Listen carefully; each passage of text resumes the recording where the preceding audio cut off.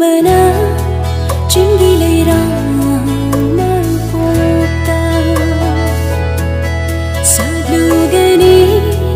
karamna tampa kilai koda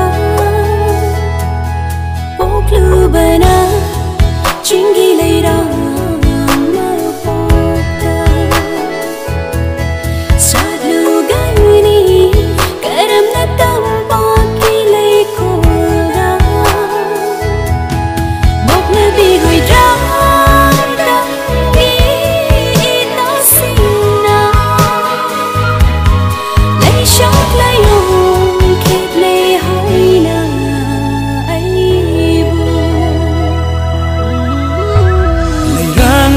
sát tâm babu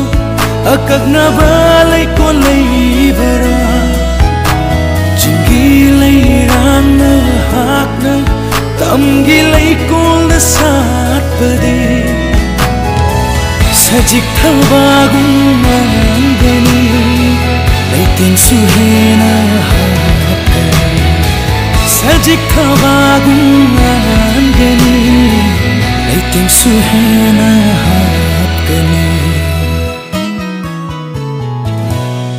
Kapung don li raparada chiliwo naram chi hui li ka thada wan mai ran khala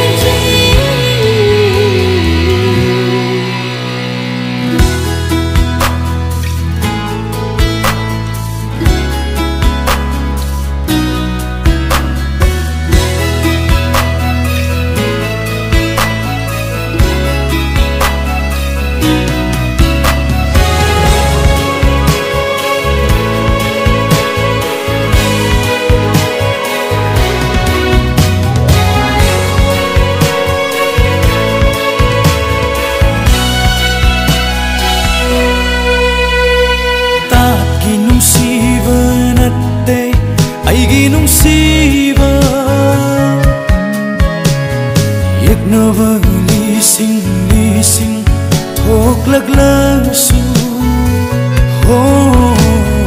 tat ki nungsiba dinate aigi nungsiba yeknava lising thok laglasu ale masina utti mapaigum loina tum khavasu maruhundriye angu setina va aigi kitanu